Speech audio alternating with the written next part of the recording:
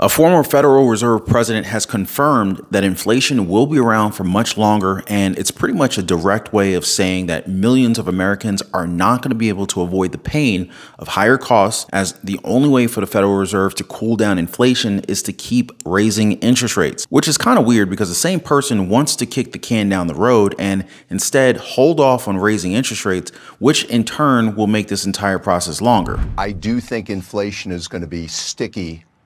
And it'll be sticky getting below 3%, and we have to leave the option open that we may need to do more in future meetings. But I would kick the can and skip the November meeting. So you skip the November meeting. When you look 12 months out, though, now, and you're talking about inflation continuing to be sticky, how sticky are we talking? I mean, there was an expectation even a month or two ago that we could see the Fed, lowering rates within the next 12 months, at least on the other side of it. But it increasingly feels like that's very unlikely to happen.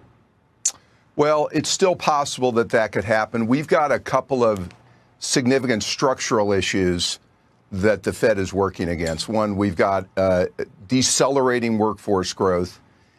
In other words, we don't have enough workers.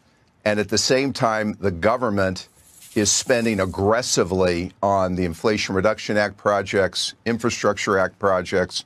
There's still substantial unspent ARPA money that's being spent this year and next year.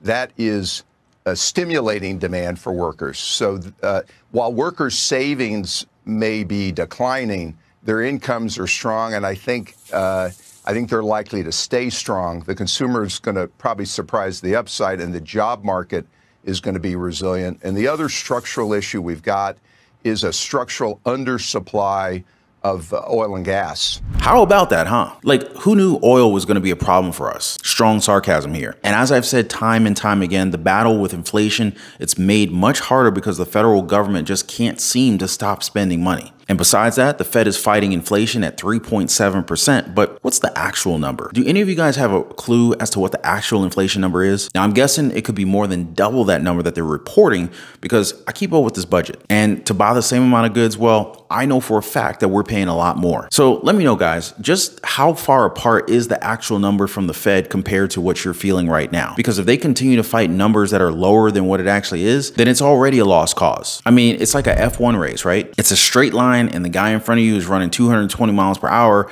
and you're running at 200 miles per hour. Do you think you're ever going to catch up? I mean, that's just common sense, right? Now, the real question here, and humor me with this one, all right? Why do they keep telling us that these numbers are lower than the numbers we feel? Now, I can think of a couple of reasons, but I'd like to hear from you guys because, like I always say, this community is one of the best on the platform, and we have some of the most objective minds that I've seen. So feel free to share your thoughts in the comment section down below. And while you guys are doing that, feel free to smash the like button for the video. You know that the algorithm has not been very kind to the truth, so this definitely helps out a lot. Also, subscribe to the channel and turn on all notifications so that you don't miss out on any of the updates that matter to all of us. Appreciate the love, you guys. Now, I got to talk a little bit about the message from Minneapolis Fed President Neil Kuharsky, as he said that there was a 50-50 chance that the interest rates will need to move slightly higher to bring down inflation. And well, it's kind of like saying that there's a 50-50 chance of anything happening, right? Because a 50-50 is like the most basic concept in terms of chances. Now, if you ask me, there's a 100% chance that inflation does not go down to an acceptable level within the next year. And that's if they continue to keep up this trend that we're on. But let's see how Americans have faced inflation as of late. I mean, just how much has changed with our lives just in the past few years? Well, for starters, any pay raise that people may have received, it's pretty much all been eclipsed by inflation. So it's like people did not even get an increase. Even worse is that some Americans were left with even less compared to before. It's forced a lot of us to make do with what we had. In fact, the numbers, they tell a whole story. Like right here,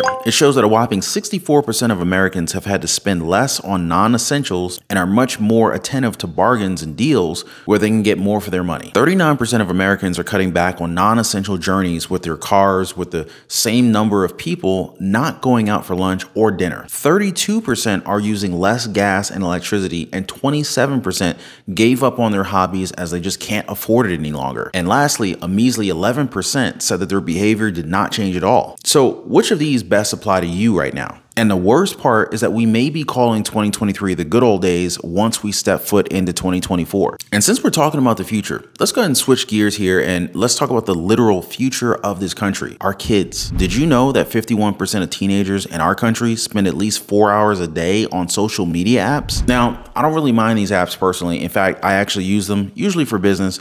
But it's the usage and the time spent on it that I'm a little bit worried about because, we didn't have these things when we were younger, at least not to this extent, right? Now, a lot of us focused on sports, physical health, being outside, and different hobbies that didn't necessarily involve a computer screen. You guys get the idea, right? Now, the most shocking number here is that some 17-year-olds spend at least 5 hours on their phones using these apps. 5 hours, guys. It's time being spent on the lives of other people. Either that or watching something that doesn't necessarily give them any kind of enriching value or information. And with that, ask yourself, is this the future of our country? Now, again, I'm not dissing social media, but if you can spend 5 hours on TikTok or Instagram or Facebook, Snapchat, or whatever app that you're using, then you should at least use some of your day to learn something new. Maybe even take up a new skill as a challenge. You know what I'm saying? These are things that you can absorb right here on YouTube. And that's why I'm extremely happy with this community because, besides wanting to learn, you guys actually are after the truth. But sometimes ignorance is bliss. But I understand that this isn't what you guys want, which is why I'm telling you guys right here and right now that some fast food chains besides Chipotle and Subway, those places don't have this. But besides them, most of the fast food chains here in our country have food that contain veterinarian drugs and hormones. Hey guys, Zen from Moms Across America here. We have really alarming test results we're releasing today from fast food, the top 10 brands. A contraceptive was found in a Chick-fil-A sandwich. We are not kidding. It is an aviary contraceptive, meaning it's used on pigeons and geese to prevent them from laying eggs. It cannot be fed to chickens that are egg-laying chickens, otherwise it will prevent them from laying eggs. But it is fed to meat birds for a common chicken disease called cocciditis. I believe that's how you pronounce it.